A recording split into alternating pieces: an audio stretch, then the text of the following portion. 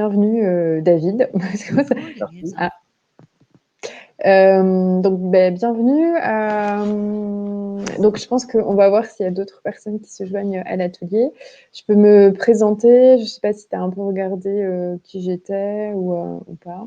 Je vais regarder rapidement. Ok. Alors, moi, j'ai d'abord travaillé au sein des réseaux Canopé. Je ne sais pas si tu Ouais, vois, c'est des centres de ouais, ressources destinés en fait à des enseignants et où j'étais chargée de projet agriculture. Et puis après, j'ai travaillé en tant que chargée d'action culturelle dans le sud-ouest de la France, à Pau.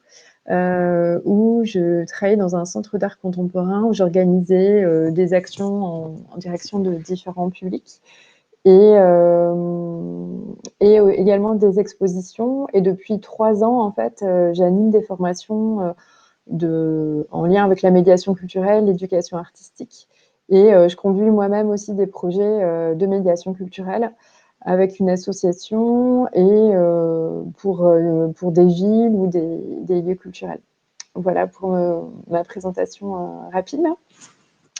Alors j'avais prévu, donc je vais proposer l'exercice que j'avais prévu. Hop. Qui est une façon aussi peut-être pour toi de te présenter. Voilà, je ne sais pas si tu connais les cartes Dixit. non, Non, tu vois l'écran que je partage? ouais, je le vois. Ouais. L'idée, en fait, c'est donc ça s'appelle du photolangage. En fait, c'est une technique aussi de formation, de médiation culturelle. L'idée, c'est d'utiliser en fait des images pour amorcer un échange. Donc ma question, c'est savoir parmi toutes ces cartes, je vais voir si je peux les mettre en plus grand format. Parmi toutes ces cartes, laquelle représente le plus l'activité que tu fais. Et donc l'idée, c'est de les regarder les différentes cartes et de voir laquelle est le plus en lien avec ce que tu proposes. Et puis après, comme ça, ce sera pour moi l'occasion de se rencontrer. D'accord. Donc je te laisse regarder. Ouais, je suis en train de regarder.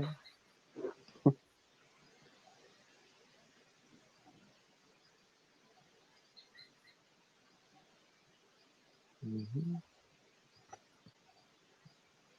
Tu me dis, alors là, je te vois pas, mais du Ah, coup, tu me vois pas là? ouais, en fait, Euh, j'ai mon écran, donc tu me dis, je veux bien que tu me dises oralement quand c'est bon pour toi. Ah Et ouais, puis là, ouais, je le dis. je suis en train de regarder en fait. D'accord. Ouais. Alors, ça dépend si on parle de ma structure ou moi tout seul en fait. Je pense que Bah, tu je peux en choisir deux si tu veux. choisirais quelque chose de différent pour les deux. Euh, pour moi, ouais, pour moi, la structure, je pense que ça, c'est pas mal. Ce serait la carte tout en haut à droite. Celle-ci? Ouais, avec plusieurs bras. D'accord. Ça, Tu ce peux me serait dire la structure. pourquoi? Tu peux me dire où est-ce que tu travailles et ce que tu fais? Bah, alors, je travaille dans l'association Chercheurs d'Hôtes, qui est une association qui a été créée en 2008 et qui travaille sur la médiation culturelle et interculturelle et sur le patrimoine immatériel. D'accord. En fait, pour travailler sur cette médiation, on fait des créations soit par des professionnels, soit des professionnels et des habitants, soit que des habitants, enfin, ou des jeunes publics. Voilà, comme on dit. Et, euh, et donc, on fait surtout des expositions multimédia, des expos moins multimédia, et puis des films. C'est quand même ça la majorité de nos créations. Et on fait aussi des livrets pédagogiques. D'accord. Voilà. Et donc, pourquoi plusieurs bras? Parce qu'en fait, on est tant sur du film, des créations cinématographiques, du documentaire, que sur là, on a sorti une exposition photographique au Muséum à Toulouse qui va venir l'année prochaine en Guyane Ok. sur un rituel. Tu peux me redonner le nom de l'association? Ça s'appelle comment? Ça s'appelle Chercheurs d'autres, D'autres. comme D'accord. ouais, chercheurs, les chercheurs d'autres, plusieurs Ok. chercheurs, plusieurs autres. Ok. Et donc, on est dans plusieurs disciplines en fait, parce qu'on a déjà travaillé aussi sur du spectacle vivant avec des musiciens, plutôt pour valoriser leur travail, Mhm. c'est-à-dire faire des échanges avec des Guyanais et des Occitans pour le coup. Et donc finalement, dans tous les boulots qu'on fait, il y a comme ça, il y a ce travail d'échange et de médiation interculturelle. Ouais, il se passe un truc de fou là sur Ouais, l'image. oui, Ouais, il y a voilà, ouais, il y avait un c'est bug. moins épileptique que tout à l'heure. Oh là Ah là, non, ouais. ça a repris. Tac, Mm. tac, on va. Ah non, il fait un truc. Je vais déconnecter la caméra et la reconnecter, on va voir Ouais, ce que ok. ça va donner. Ouais.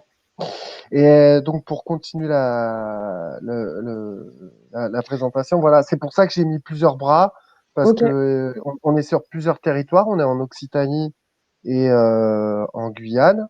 On d'accord, ouais. a le siège social à Toulouse et l'antenne, donc Toulouse qui représente l'Occitanie, et Ouais, donc l'antenne guyanaise qui est à Papaichton, donc pour nous qui représente la Guyane. On n'est pas d'accord. sur la capitale, mais c'est volontaire. Et donc on a des administrateurs qui sont sur les deux territoires. On a Ok, des membres du conseil d'administration qui sont sur les deux territoires.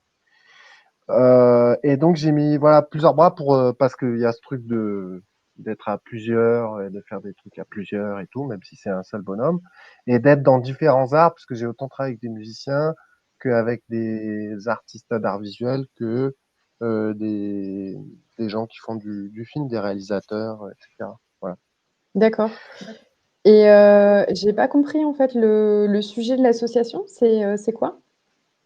Ben, en fait, l'idée, c'est de rapprocher les gens et de travailler sur les cultures, quoi, de D'accord, mieux ok. se connaître les uns les autres. Ok, Derrière, on travaille aussi sur des questions, même si on le dit jamais dans les dossiers, en fait, on travaille sur des questions même de discrimination, en vrai. ok. Mais on le tourne jamais comme ça. Hmm. C'est volontaire, en fait. On part sur des objets culturels, on discute avec les gens, on les fait discuter entre eux. Voilà, mais, voilà. Bon. Et donc, moi, pour moi, le truc qui me caractériserait, moi, Ouais. j'espère, peut-être, Tu c'est vois, celui qui a la lorgnette. Je vois plus la- les images, mais il ah, y en a tu un veux la...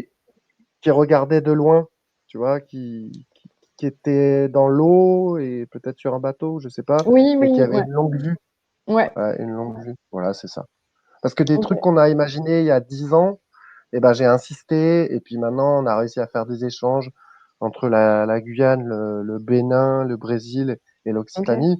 C'était Waouh. des trucs, il y a 10 ans, quand on disait ça, les, les acteurs pensaient que c'était un peu farfelu, quoi. Voilà. Mais bon, après, à force d'opiniâtreté, et à tous, quoi, avec l'énergie de tout le monde, ça a Et marché. vous êtes beaucoup à travailler dans l'association? Non, en termes de salariés, souvent, il y a que moi. Il y a des moments où on était quatre, d'autres moments on était deux. Là, en ce moment, on est trois. Il y en a une qui D'accord, est en CDD et l'autre qui est embauchée à plus long terme. Et là, je suis en Guyane en ce moment, parce que là, j'habitais plutôt à Toulouse, j'étais en arrêt de travail longtemps, pour développer l'antenne au Maroni qui a été demandée par les habitants, en fait. L'antenne en ok. Guyane, c'est les habitants qui ont demandé. Et donc, je voudrais qu'il y ait des salariés, qu'il y ait de l'action culturelle un peu plus sur toute l'année, et pas sur des moments sporadiques. Hmm, ok. Alors peut-être que donc du coup là dans le petit temps, qu'on a ensemble, l'idée c'était, je ne sais pas si tu as pu regarder le documentaire, «Changer de regard»? Et non, je l'ai pas regardé, j'avoue. OK. Bah, écoute, en tout cas tu as le lien, je pense que ça peut être intéressant, voilà, que tu le regardes à un Ouais, autre moment, mais écoute, c'est pas grave, on va faire différemment. ouais. Peut-être on va parler, tu me disais que donc toi, tu te définis en tant que médiateur culturel, c'est ça? Alors, j'ai fait et je fais encore un peu de médiation culturelle dans le sens où je fais des ateliers sur le patrimoine avec les jeunes, je travaille avec eux sur les œuvres. Parce qu'avant, quand il y a des ateliers avec des jeunes, par exemple, on va donner un exemple concret, ça va être plus facile. On avait du street art à, à Maripasoula, un atelier de street art de 3 semaines. En Ouais, amont, j'ai fait 6 mois d'atelier avec des élèves dans 2 établissements scolaires pour que bah, les élèves comprennent en fait dans quel champ artistique on s'inscrivait, qu'est-ce que c'est que ces cultures traditionnelles, etc. Voilà. Donc j'ai travaillé sur de la médiation non pas pour leur faire interpréter une œuvre, mais plus pour leur faire comprendre ce qu'ils allaient créer, quoi. Très bien. Écoute, je te propose de reprendre en fait certaines grandes notions et puis comme ça on peut en parler ensemble. Et après, si je sais pas si tu as des questions toi particulières sur la médiation culturelle ou sur des projets que tu vas développer. Comme on n'est que deux, là, ce sera l'occasion peut-être de faire un échange de pratiques ou en tout cas si tu as besoin d'un regard extérieur sur un projet ou bah, Ouais, je peux être ce regard. tout à fait. Euh, Déjà, est-ce que tu as des questions sur la médiation culturelle avant de faire la présentation? Alors, est-ce que j'ai des questions non, comme Non? ça qui me viennent, j'en ai pas spécialement. Ok, bah, écoute, je te propose alors, je vais te montrer le petit document de présentation que j'avais préparé, qui reprend en fait un peu sous forme d'un abécédaire les grandes missions. Donc là, tu le vois, il s'affiche correctement sur ton écran? Ouais, je vois bien. Ouais, ok. Donc, qu'est-ce que c'est la médiation culturelle? Bah, peut-être déjà si quelqu'un te demande demain, et toi, David, en fait, qu'est-ce que tu fais exactement? C'est quoi la médiation culturelle? Qu'est-ce que tu lui réponds? Bah, pour moi, en gros, c'est faire du lien entre deux choses, parce que la notion de média, c'est faire du lien. Et Ouais. donc, ça peut être du lien entre une œuvre et une personne. Mais pour moi, la notion de médiation, ça peut faire du lien entre des artistes et des habitants. Mhm. Voilà, ça peut se situer dans différents moments, on va dire, sur cette question. Pour moi, c'est faire le lien, quoi. Ok, bah, effectivement, c'est souvent un mot en fait qu'on met en avant, cette idée du lien. Mm. En tous les cas, une des définitions communes dit que la médiation culturelle regroupe l'ensemble des actions qui visent à réduire l'écart entre l'œuvre, l'objet d'art ou de culture, les publics et les populations. Souvent, en Mm. fait, on fait le, Alors, j'essaye de voir si je peux te voir en même temps, mais apparemment non, en fait. Donc, je t'entends, mais je ne te vois pas réagir. Donc, Bon, n'hésite pas à réagir ok. à l'oral. Souvent, en fait, on compare un peu à une relation triangulaire, en fait. Il y a nous, en tant que médiateurs, les publics, et puis ça peut être les artistes ou les objets de culture, l'art. Donc, on est dans cette relation-là, en tous les cas, entre les deux. On fait le lien, comme tu Mm. disais. Donc, A, un peu bah, comme art, en fait, qui est le point de départ aussi donc, tu disais dans l'association dans laquelle tu travailles, chercheurs, d'autres. D'autres, c'est comme c'est Alter, c'est comme ça, on est Ouais, bien. c'est ça. Ok. On est bien d'accord. Donc, tu disais que tu employais effectivement l'art sous toutes ses formes, en fait, puisque tu parlais du spectacle vivant, mais aussi des arts visuels.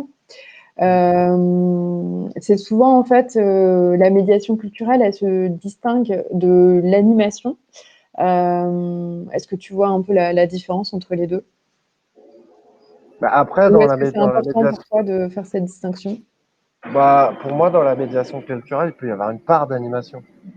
Ouais. C'est-à-dire que ça peut servir aux fins de la médiation, c'est-à-dire pour l'aspect un peu didactique et pour arriver à ce que les personnes comprennent des choses. On peut le faire par le jeu, on peut le faire par des Mmh. outils d'animation. Voilà. Exactement, ouais. Effectivement, c'est vrai que l'animation, ça fait partie en fait de la médiation. Et si on devait reprendre un peu la grande famille dans la médiation culturelle, il y a l'action culturelle. L'action culturelle, comment tu l'as... Est-ce que vous, par exemple, à Chercheurs d'autres, vous avez une politique d'action culturelle? Alors, je peux pas dire qu'on a une politique réellement Ou en tout définie, cas, mais des on choses fait de l'action inscrites? culturelle. Ouais. On en fait, c'est-à-dire que oui, on travaille avec des collèges, on travaille avec des publics justement, et donc on va avec ces publics et on fait de l'éducation artistique et culturelle. Donc on fait de l'action culturelle. C'est-à-dire Voilà. qu'on fait créer aux jeunes, ou alors on les fait regarder une œuvre, on les fait discuter sur l'œuvre, un film, ça peut être des photographies, voilà. L'action culturelle, en fait, ça va être un peu les grandes lignes qu'on souhaite donner à nos actions. Et dans l'action culturelle, il va y avoir la médiation et puis ensuite l'animation. Si on devait faire un peu une distinction D'accord. entre ces trois notions, c'est un peu ça. C'est-à-dire que, par exemple, est-ce que tu peux me donner un exemple d'un projet que tu développes et puis comme ça, on peut voir l'articulation ou en tous les cas, dans les grandes missions de chercheurs d'autres, tu disais qu'il y avait cette idée de se faire rapprocher les gens, c'est ça? Ouais, c'est ça. Alors, Ouais. qu'est-ce que je peux te donner comme exemple Par là exemple, pour quelque l'année chose prochaine? qui illustrait en fait cette idée d'action culturelle, cette idée de, Ouais, donc, de ouais. rapprocher les gens. Comment, en termes de médiation et d'animation, vous le concrétisez? Alors concrètement, là, l'année prochaine, cette année, il y a eu une exposition qui a été diffusée au Muséum d'histoire naturelle de Toulouse. D'accord. Et donc, elle va être diffusée l'année prochaine en Toulouse, en Guyane. Enfin, je croise les doigts, je suis en train de travailler dessus.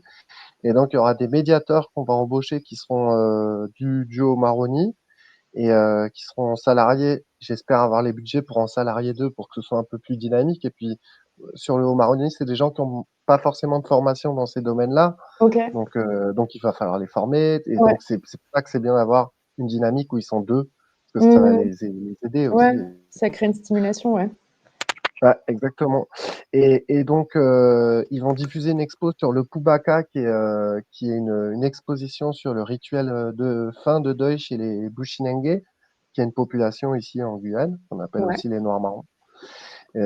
C'est une population qui s'est échappée dans la forêt au XVIIe siècle et à partir du XVIIe siècle qui est restée indépendante, quoi, et qui s'est un peu autogérée en forêt, comme les Quilombo au Brésil ou d'autres.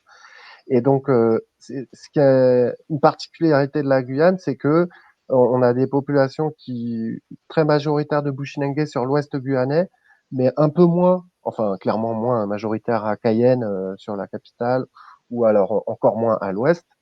Et donc, il peut y avoir une méconnaissance des uns et des autres. C'est-à-dire que les créoles peuvent pas trop connaître les Bushinengue et le contraire.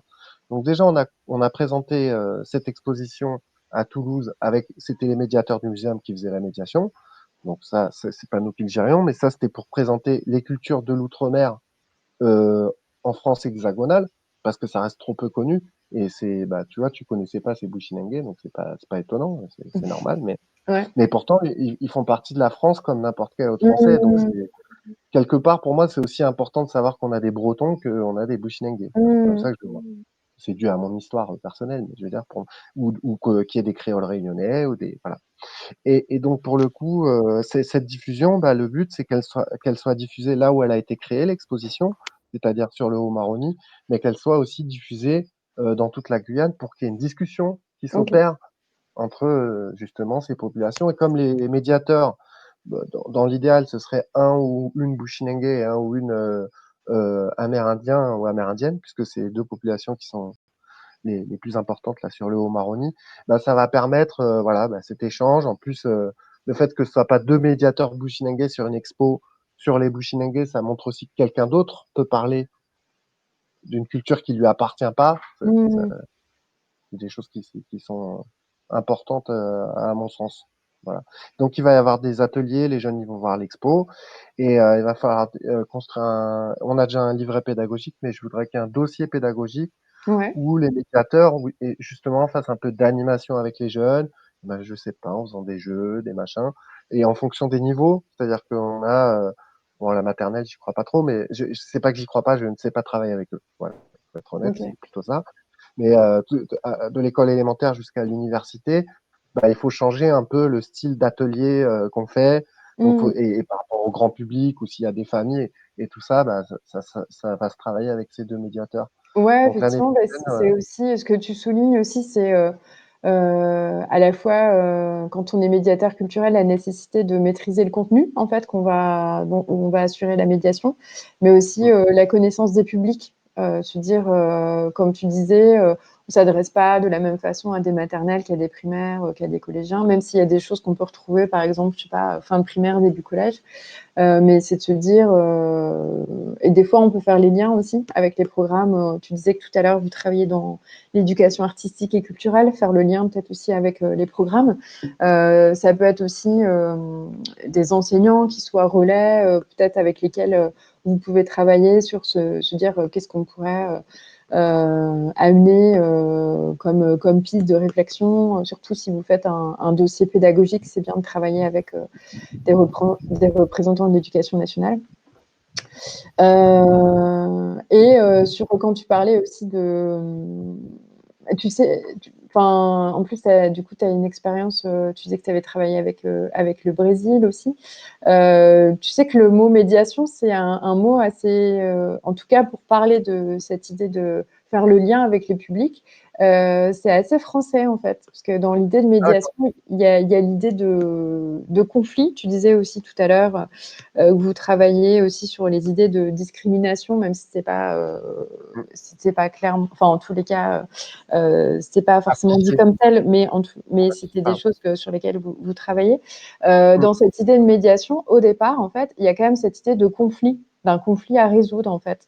Et les médiateurs culturels, ils sont d'abord apparus au sein de quartiers, en fait, avec la politique de la ville. Et c'était cette idée que grâce à l'art, en fait, on va permettre de résoudre les conflits sociaux, ou en tous les cas, peut-être de les adoucir. Dans d'autres pays, par exemple en Angleterre ou en Allemagne ou en Italie, c'est plutôt le mot d'éducation, en fait, qui est mis en avant. Et en France, en tout cas, c'est vraiment ce mot-là. Donc, l'idée, voilà, qu'il y a un conflit qu'il faut résoudre. Alors, j'en profite je vais remontrer mon écran. Et voilà, te dire aussi que dans l'idée de la médiation culturelle, il y a l'idée de la démocratisation culturelle. Et donc, c'est la démocratisation culturelle, c'est l'accès du plus grand nombre aux grandes œuvres de l'humanité. Est-ce que ça, c'est des choses sur lesquelles vous travaillez à chercher d'autres, l'idée Alors, est-ce que c'est plutôt la démocratisation culturelle ou la démocratie culturelle qui est plutôt de valoriser les expressions culturelles et les savoirs des populations? Ou les deux? En fait, on fait les deux. Parce que pour nous, en fait, le problème de la démocratie culturelle, nous, on est sur une approche, comme tu dis, horizontale, mais on est sur une approche participative. Moi, je viens d'un master en sociaux où j'ai fait de la concertation, évaluation des politiques publiques. Donc, mon idée, c'était plus comment on fait tous ensemble. Mais pour moi, ce travail-là, il est fait pour arriver à une forme d'excellence, c'est-à-dire d'arriver plus à des objets qui vont faire partie des grandes œuvres et des œuvres importantes. Ok. Et après, il me semble important aussi de travailler quand je travaillais par exemple sur les ateliers patrimoine avec les jeunes sur le tembe ou d'autres des arts vernaculaires là en Guyane, en fait on les faisait aussi à aborder les grandes œuvres, quelques-unes au moins, parce que Okay. c'est aussi important qu'il y ait les deux. Mais disons que moi justement ce que j'essaye dans ma pratique là, personnelle, c'est de faire travailler les jeunes pour qu'ils captent que il n'y a pas de nivellement en fait.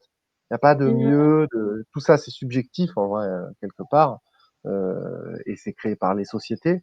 Et donc pour le coup, la question de démocratiser la culture et du côté ascendant, j'avoue que j'ai plus de mal avec ça. Même si Mmh. j'adore aller au Louvre et tout, et même j'adore, je sais pas, là, je suis allé, bon, c'était dans une église à Regina, mais c'est un monument important en Guyane parce qu'il a été peint par les Bagnards.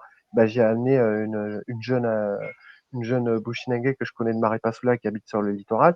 Et on a vu je lui ai expliqué tout ce qu'il y avait dans cette église et ça l'a passionné. Donc Mmh. les deux me semblent importants, mais tout en fait, c'est bien si ça ne vient pas écraser Mmh. euh, ce qui est des savoirs locaux et des populations et de ce qu'ils vivent au quotidien, quoi. Ouais, tout à fait. Voilà. Et c'est vrai que dans la médiation culturelle, on est vraiment sur ces deux aspects, en fait. Démocratisation Mm. culturelle et démocratie culturelle. Mmh. Ouais. Alors, tu disais que tu parlais aussi, enfin que vous aviez aussi des actions en lien avec l'éducation artistique et culturelle. Ça, c'est des choses qui sont inscrites depuis plusieurs années? Ouais, c'est depuis 2011. Ok, Ouais, donc on a fait beaucoup d'ateliers en établissement scolaire de création. On amène un artiste, on fait créer avec les jeunes. Et donc, alors c'est pas forcément un artiste, ça peut être aussi, puisqu'on est sur la culture en général, ça peut être aussi. Il y a un moment donné, par exemple, j'avais fait alors c'était vraiment génial. C'était en lien avec Sciences Po au lycée Berthelot à Toulouse, et ouais, on avait fait travailler les jeunes sur le rapport au corps. C'était en 2011. ok, J'étais inscrit dans un dispositif, ces lycéens, comme ils venaient des classes populaires, pour pouvoir accéder à Sciences Po, ils avaient des ateliers spéciaux le mercredi après-midi. Et d'accord. donc, ils ont dû écrire un article, on a travaillé 6 mois. Pendant 6 mois, ils ont écrit sur la question de leur rapport au corps. C'était tous des danseurs de hip-hop. Mhm. Donc, on leur a montré un peu le rapport au corps dans la danse classique. Ils sont allés interviewer une chorégraphe au Théâtre Garonne, qui est un théâtre très reconnu à Ouais, ouais, Toulouse. je Et connais. en même temps, ils avaient leur pratique. Bon, ben voilà, vous connaissez. Et donc, dans leur pratique, comme ça, ils ont vu aussi le lien entre leur pratique à eux, cette chorégraphe qui était décriée quand elle a commencé, parce qu'elle a commencé dans les années 80 et elle mélangeait le théâtre, la danse, et danse contemporaine et d'autres médiums comme ça, artistiques. Et c'était pas entendable dans les années 80. Tout était segmenté, quoi. Voilà. Mhm. Donc, c'était intéressant parce que là, on leur a montré, mais regardez, en fait, la notion de rébellion, on va dire, etc., ou de hors norme, il peut être à plein d'endroits, quoi. Même quelqu'un qui a l'air d'avoir réussi, bah, peut-être qu'avant, voilà. Donc c'était pour leur montrer que ils a- les possibilités, c'était à eux de se les créer aussi et de savoir un peu péter les murs et les plafonds de verre pour pouvoir arriver à une meilleure à quelque chose qui leur convenait mieux à eux, quoi, tout en Alors, leur expliquant voilà, d'autres trucs d'autres notions de sociologie et autres, quoi, sur le mhm. déterminisme, compagnie. Du coup, Mm. spontanément, je t'ai tutoyé. J'espère que tu n'as pas mal pris. Non, non, on va se tutoyer, c'est très bien. Ok. Alors, juste par rapport à l'éducation artistique, en fait, il y a trois grands. Il y a Jean-Marc Lauré, je ne sais pas si tu le connais, qui a beaucoup écrit Non, sur l'éducation artistique. Je vais alors, essayer de repartager. Voilà. Donc, il dit que l'éducation artistique et culturelle est complémentaire des enseignements et qui regroupe l'ensemble des actions qui visent à permettre aux élèves de la maternelle à l'université de fréquenter et de s'approprier symboliquement les œuvres et les objets d'art ou de culture. mm, Éducation à l'art, autant qu'éducation par l'art, elle se déroule dans le temps scolaire, concernant de ce fait l'ensemble des élèves de façon égale. mm. Comment tu comprends éducation à l'art, autant qu'éducation par l'art? Bah, à l'art, c'est à faire. Attends, pas. Eh ben, à comprendre l'art et l'autre par l'art en faisant l'art, peut-être. Ou par l'art, en fait, que l'art peut aussi nous permettre, qu'on peut en fait euh, être, être éduqué à la fois à Éduquer. l'art et puis Ouais, aussi s'éduquer grâce à l'art. d'accord. C'est un Mm, peu comme ça, un jeu de va-et-vient. ok. Et d'ailleurs, aujourd'hui, enfin, l'éducation artistique, je ne sais pas comment ça se passe en Guyane, mais elle se déroule sur les différents temps. Il n'y a plus uniquement le temps scolaire, mais il y a le temps, en fait, tous les temps périscolaires, extrascolaires aussi sont privilégiés. Les temps en famille aussi. C'est un dispositif Mm, qui a été encouragé là par notre gouvernement actuel et notamment qui parle de 100% EAC. Je ne sais pas si tu avais entendu parler de ça, mais non, cette non, idée non. que chaque élève dans son parcours d'élève doit avoir vécu au moins une fois dans sa vie une expérience d'éducation artistique et culturelle. Donc Mm, voilà, il y a des dispositifs qui existent aussi et qui vraiment incitent à mettre en place des actions dans ce sens. super. Euh, ouais. Et il y a trois grands piliers La qui Big Brother, là, devant moi. ça fait peur. Hein. Alors, c'est juste cette idée de voir, en fait, Ok. parce que euh, comment tu fais la distinction, par exemple, entre la médiation culturelle et l'éducation artistique et culturelle? Alors, moi, je ne fais pas de différence pour le coup, Ok. mais donc ouais, éducation, non, j'ai pas. Non, alors en fait, dans l'éducation artistique et culturelle, en tout cas tel que c'est annoncé, il y a cette idée que l'éducation artistique et culturelle repose sur trois grands piliers qui sont alors cet œil hein, qui fait un peu peur. C'était l'idée du voir en fait, donc l'idée de voir, de fréquenter, de rencontrer. Donc ça peut être l'exemple que tu donnais tout à l'heure, cette idée de découvrir cette église avec c'était des fresques, c'est ça que vous regardiez Ouais, ensemble? c'était presque tout à Ok. fait. Ouais. Donc voilà, c'est l'idée de voir, de fréquenter en fait des lieux dédiés à l'art. Et aussi de dire. Donc le dire, c'est s'approprier et c'est la connaissance. Donc là, c'est ce dont tu parlais aussi. L'idée que tu disais, bah, voilà, moi, j'expliquais beaucoup de choses à cette jeune qui était super intéressée. Donc, au-delà d'aller dans un endroit, si on reprend par exemple aussi l'exemple du Louvre, au-delà d'aller dans un lieu culturel, c'est aussi cette capacité à en parler, à développer ses connaissances grâce à la parole, en fait. Et le troisième pilier, c'est le faire, c'est le pratiquer, c'est faire, par exemple, des ateliers. Donc, pour qu'il y ait un projet d'éducation artistique et culturelle, il faut qu'il y ait, en fait, ces trois grands piliers. Donc, le voir, dire, faire, qui ont été un peu renommés là dernièrement par fréquenter, s'approprier et pratiquer. Alors, j'arrête le partage comme ça. J'espère pouvoir te revoir. Ouais, voilà, c'est ça. Ah, ou Ouais. alors, tu vois l'écran en même temps, là, ou pas? Bah ouais, bah non, là je vois pas l'écran, Ah, je ok, vois toi. d'accord. Ok, très bien.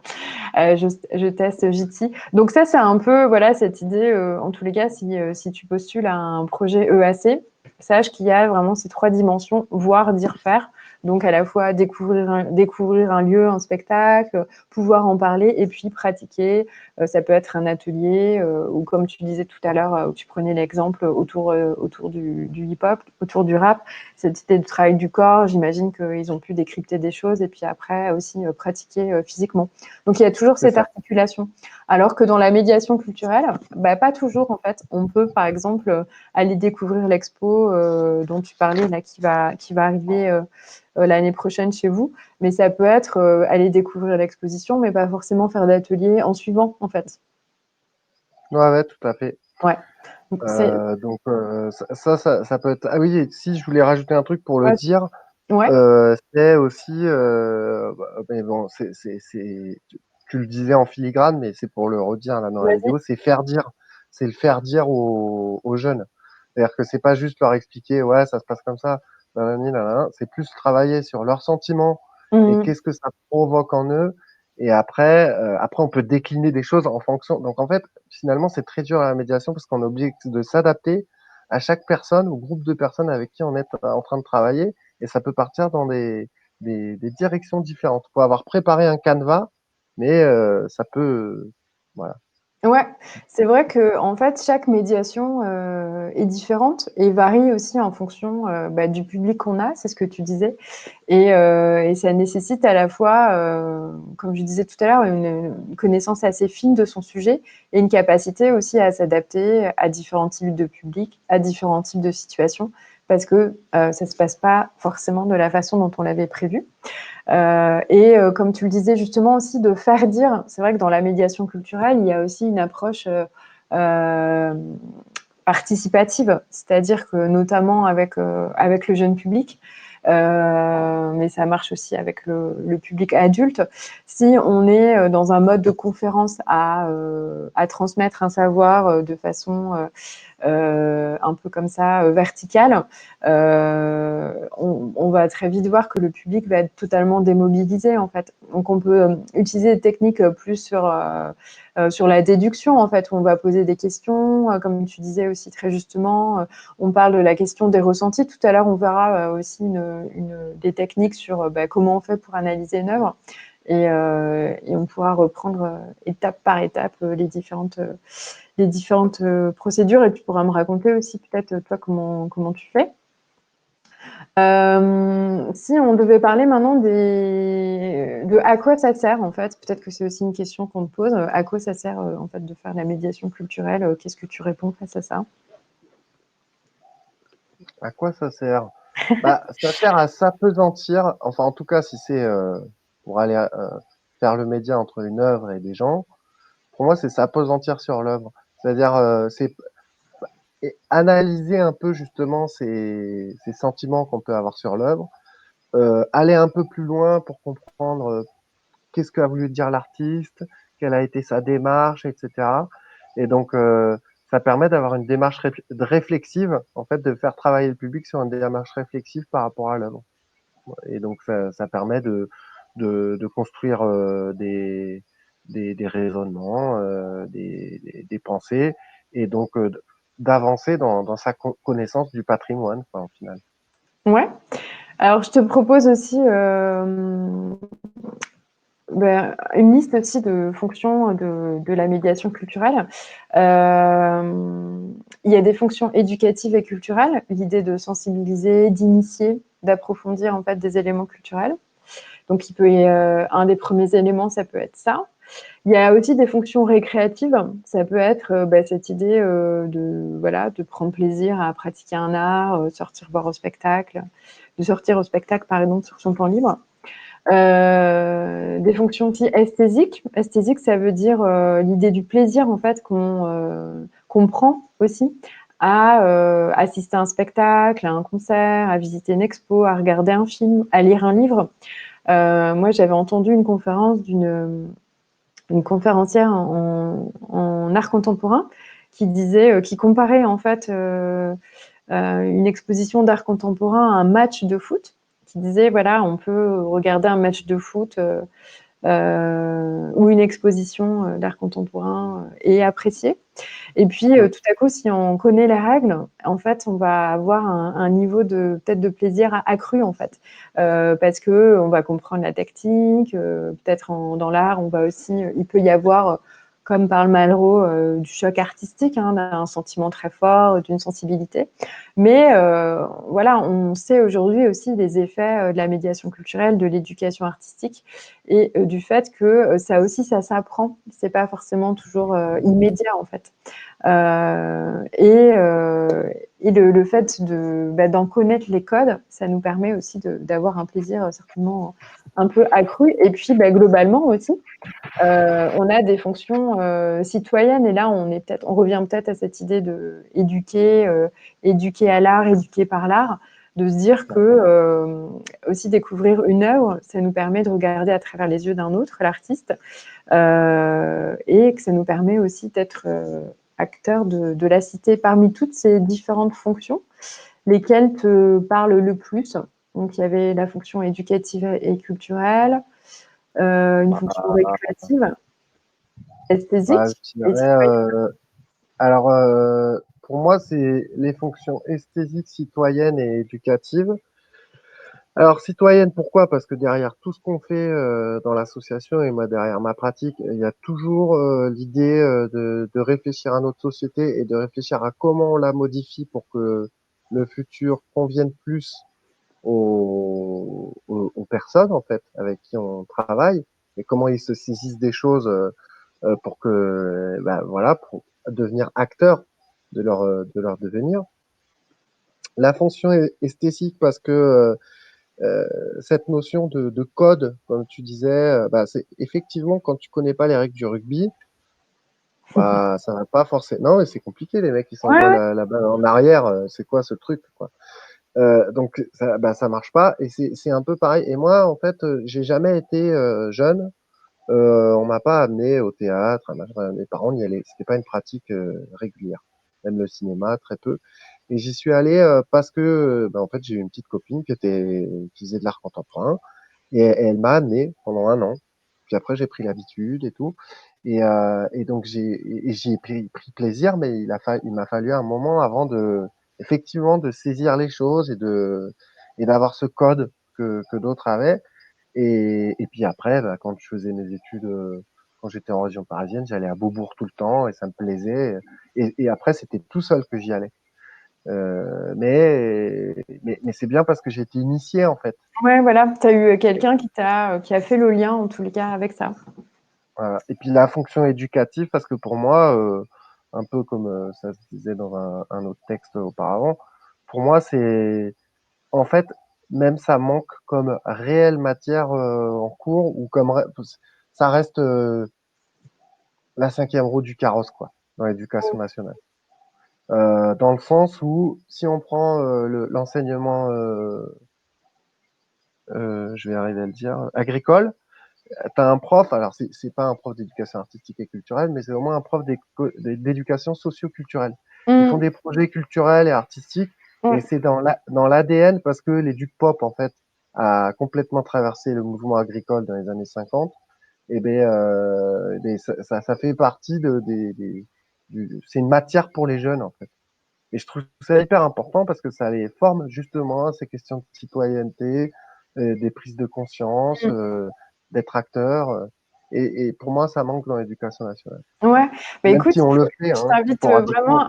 à regarder le documentaire qui s'appelle Changer de regard, Mm, qui est un documentaire, en fait, juste pour te l'introduire. Il a été, donc il dure 40 minutes.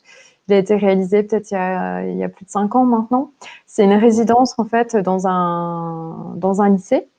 Et pendant une année, en fait, des jeunes volontaires d'un lycée en Seine-Saint-Denis vont découvrir en fait le théâtre contemporain. Et chaque semaine, ils se retrouvent pour parler de leur vision du théâtre, des limites du théâtre, des choses qu'ils comprennent, des choses qu'ils comprennent pas. Et en fait, c'est assez fou de voir qu'en un an, donc ça peut paraître long et court à la fois, l'évolution, en fait, l'évolution sur leur façon déjà mm.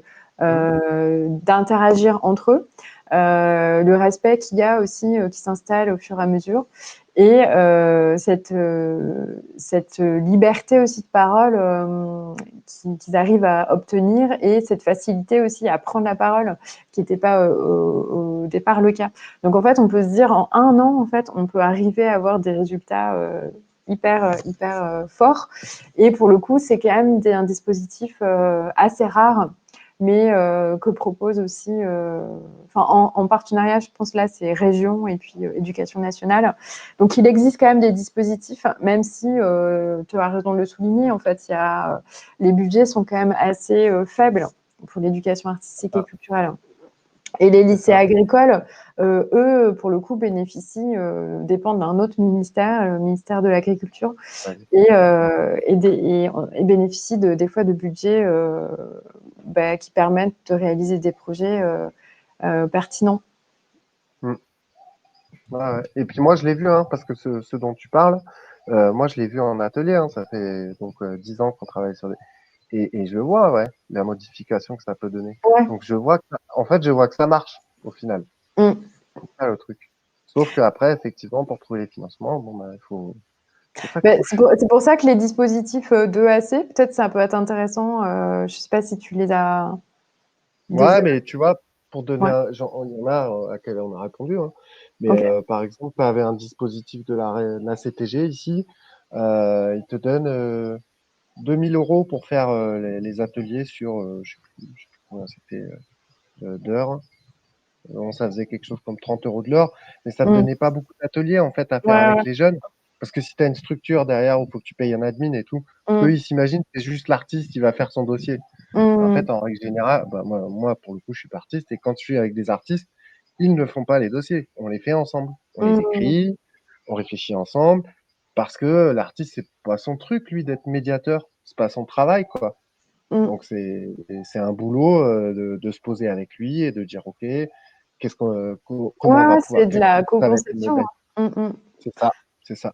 C'est vrai qu'il y a il y a un budget pour la structure partenaire, et puis un autre pour l'artiste.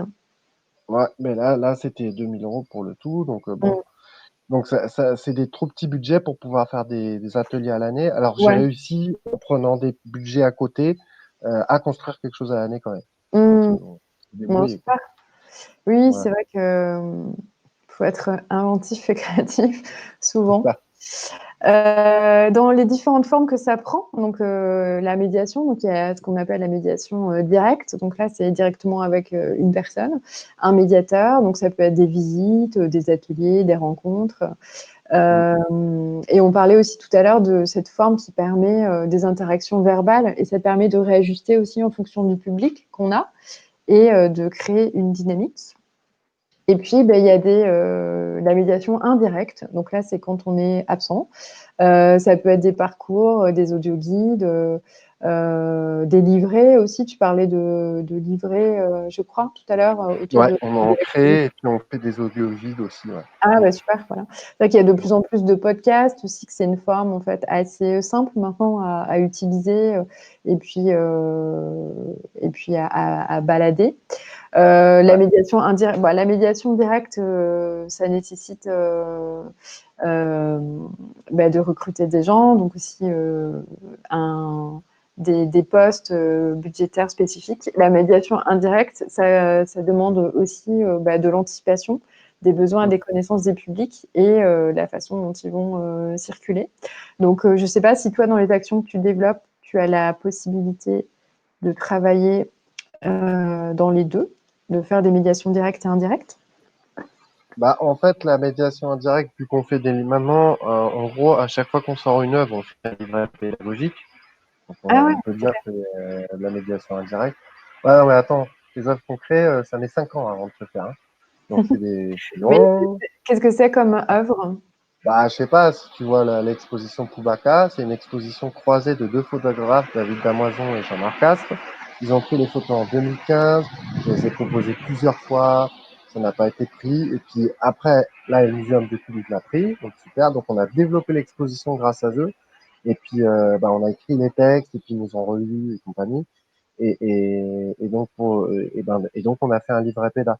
Donc là, on a un autre film, c'est un film sur le Kubaka aussi, sur ce travail-là de fin de deuil chez les Bushinengue. Et donc, ce sont des jeunes co-auteurs qui sont issus de Marie Passoula et Papa Ichton, qui travaillent avec un auteur-réalisateur qui est à Toulouse. Et donc, ils créent ensemble le film. Bon, pour moi, c'est déjà de la médiation, en fait. Avec ces jeunes-là qui avaient jamais créé de film ni rien, qui regardaient pas trop de documentaires avant. Maintenant, ils en regardent. C'est-à-dire qu'il y en a un, il me dit, je regarde souvent des docs. Pas forcément ce qu'on s'imagine, ils regardent pas Tank, mais c'est pas grave, ils regardent des documentaires. C'est autre chose que de la fiction, quoi. Ah, Et, bah, et c'est vrai que le fait d'être en lien comme ça avec des artistes, c'est déjà aussi un travail de sensibilisation en fait. Sensibilisation et puis pour le coup là c'est un travail au long terme. Après sur des malades pédagogiques, est-ce que vous travaillez avec des relais, je sais pas, type enseignants ou des alors, réseaux, vous avez des ressources en fait, parce que c'est quand même assez lourd à mettre en place des malades pour le pédagogiques. premier livret qu'on a fait, il y a eu des relais avec des enseignants. C'était un premier livret sur une expo d'une rive à l'autre de Michael de Weverplana, qui est un photographe émérite, machin international, mais avec qui on a travaillé en Guyane. Et donc sur ce livret-là, on a, en fait, la présidente de l'association elle est prof documentaliste. Ça aide. C'est-à-dire qu'elle est prof Ok. doc, et donc on est allé chercher dans les programmes. En fait, alors ce qui est embêtant, c'est que tous les ans, les programmes changent. Donc il va falloir changer là où les clés d'entrée par rapport aux différents niveaux. Alors, bon, bonsoir. Bon, ça, on le fait qu'une seule fois en général. Mais Mm. là, sur le livret amérindien, bah, c'est ce qu'on avait fait, c'est-à-dire qu'on est allé chercher les thèmes pour les profs d'histoire géo, les profs de sciences naturelles, etc., où ils Mm. vont pouvoir aller puiser pour pouvoir aller dans leur programme et qui va être en lien avec l'exposition et avec des exercices qu'ils peuvent faire avant et après la visite de l'exposition. Ça, c'est le plus abouti qu'on ait fait. Sur le Poubaka, là, c'est plus court, c'est moins, c'est aussi abouti, mais je veux dire, c'est beaucoup plus short que ce qu'on a fait sur d'une rive à l'autre. Mais là, je vais en parler avec l'éducation nationale pour voir si justement ils ont envie de développer un peu l'aspect pédagogique parce que je n'aurai pas de budget dessus. Moi, là, mon Mm. objectif, c'est de financer les médiateurs. Si j'arrive à faire ça déjà, les former et les Ouais, financer déjà. c'est déjà effectivement Euh, un chouette une mission assez importante. Et puis, sachant que voilà, dans les réseaux, il y a un réseau Canopé en Guyane. ouais, Voilà. ouais, Donc, c'est quand même une super opportunité pour avoir des pistes et c'est aussi dans leur mission. Je sais qu'aussi les archives les archives, souvent, ils jouent ce rôle-là. Alors, pas forcément et des fois, c'est aussi intéressant d'aller récupérer des choses qui sont des fois en ligne aussi, qui existent. Le réseau Canopé, par exemple, ils produisent pas mal d'ateliers, de propositions d'ateliers déjà un peu clés en main. Donc, je crois que il y a un site internet que je pourrais te redonner avec l'information et où dès lors qu'on est animateur, on a la possibilité comme ça d'avoir accès à cette information. Et l'idée, c'est peut-être de se dire, on n'est pas forcément obligé de, à chaque fois, créer toutes les ressources, en fait, mais on peut peut-être se baser déjà sur l'existant et voir qui a travaillé sur un sujet pour par exemple, sur les mallettes, ne pas avoir à chaque fois à tout refaire, mais s'inspirer de ce qui de ce qui a existe. déjà été fait. Il y a un site intéressant pour Ouais, ceux qui travaillent sur la photographie, c'est l'atelier des photographes, l'atelier du photographe. Je t'envoie le lien. En ouais, fait, c'est Arles. Tous les ok, ans, ils font des rencontres de professionnels, des rencontres des médiateurs, enfin, une rencontre spéciale sur 2 jours où les mmh, médiateurs autour de la photo se rencontrent. Et ouais. dans l'atelier du photographe, tu as plein d'ateliers de création, de médiation autour de la photographie. Mm. Oui, bah, c'est vrai que les rencontres de Arles, c'est intéressant. Sur le cinéma, tu as aussi, par exemple, quelque chose qui s'appelle Transmettre le cinéma. Je sais pas si tu Ah, connais? pas sûr. Non? J'en ai quelques-uns des sites sur le cinéma en médiation. Il y a Et Zéro de conduite. d'accord. Et Transmettre le cinéma, c'est vraiment un site, bah, je peux peut-être le partager avec Moi, toi. je le vois là. Ouais, je suis dessus. Ouais. Ok. D'accord. C'est un site hyper bien construit, alors qui est aussi en lien avec les programmes de l'éducation nationale sur école de cinéma, etc. D'accord.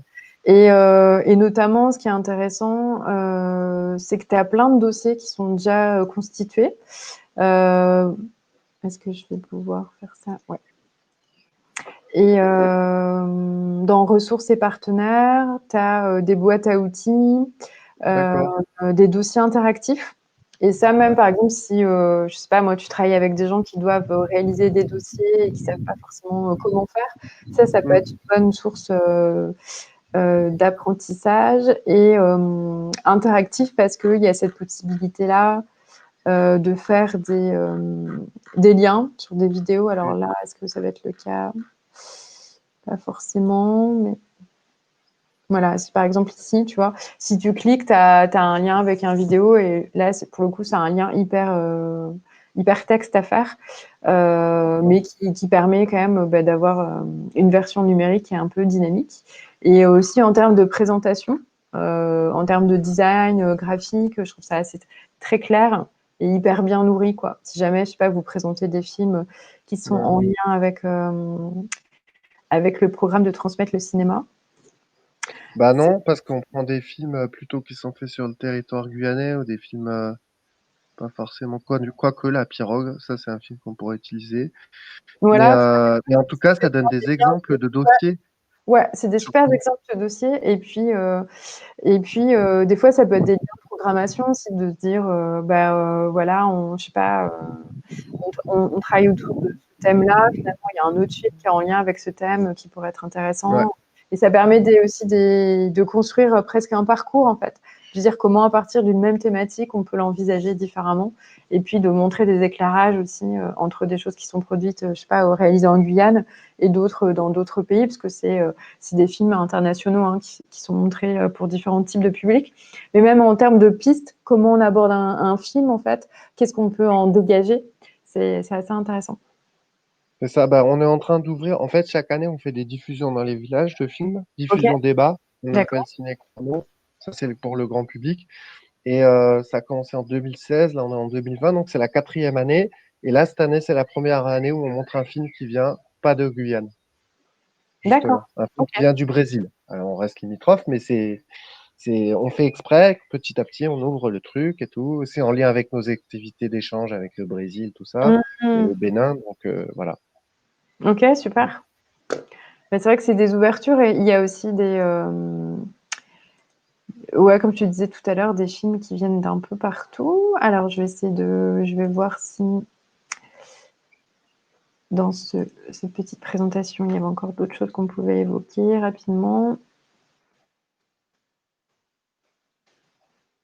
Je sais pas si tu connais Zéro de conduite. Je vais t'envoyer le lien. Mais ils font de l'éducation au film aussi.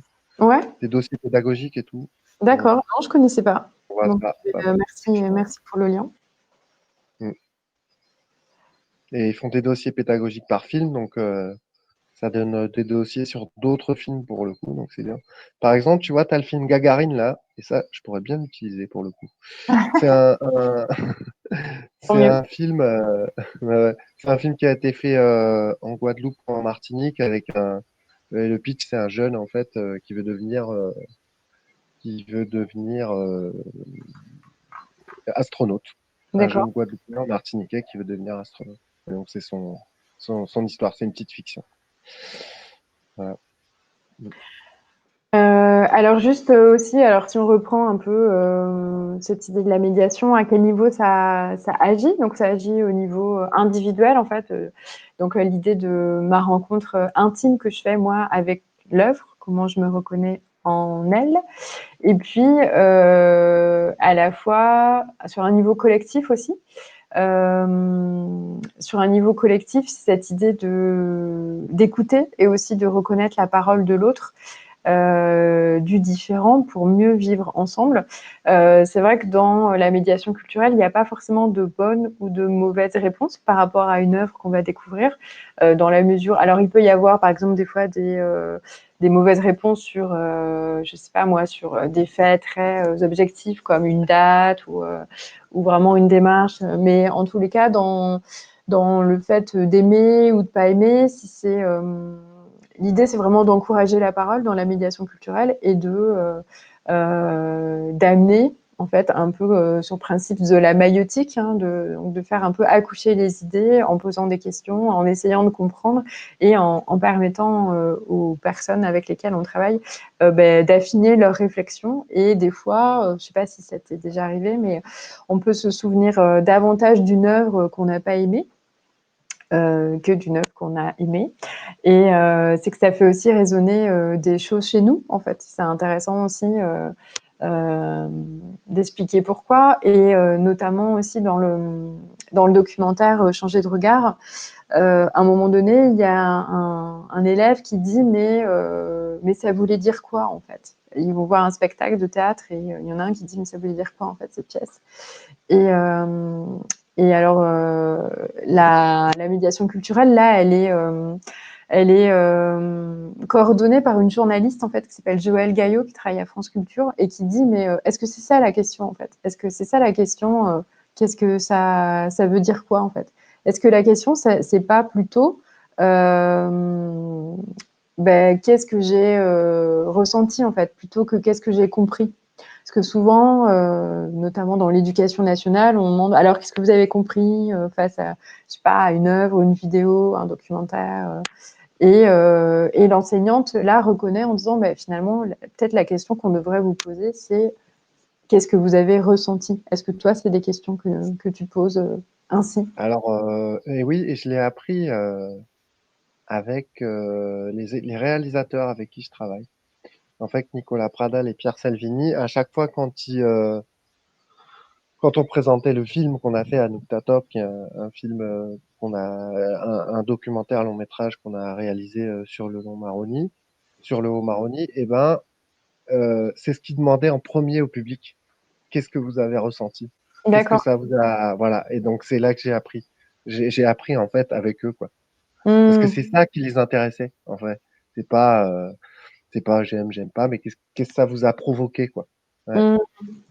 Bah, voilà. effectivement, là, du coup, ils sont dans une piste qui est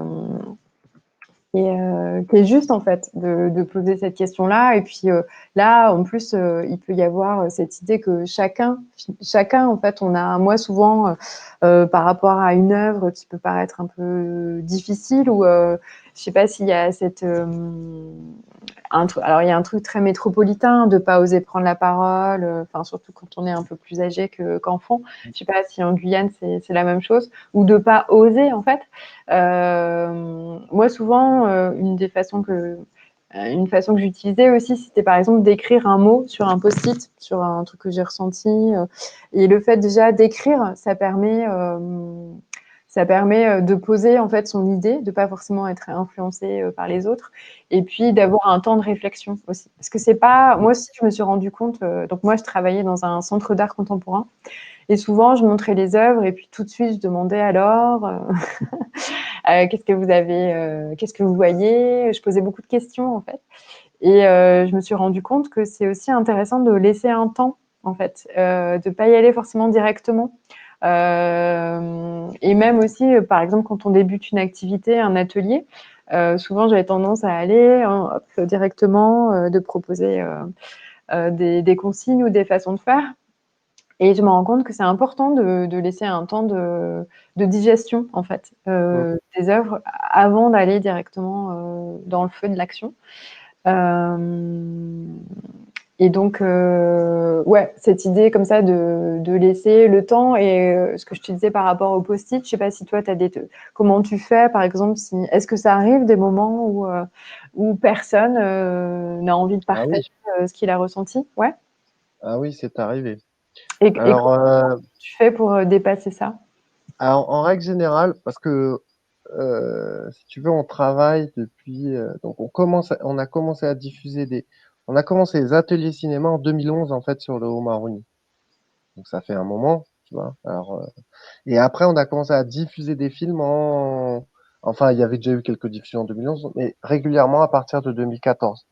Donc déjà, il y a un truc qui m'aide, c'est que les gens, il y en a beaucoup qui me connaissent. Alors que on a travaillé avec eux, Identifier on a en déjà fait comme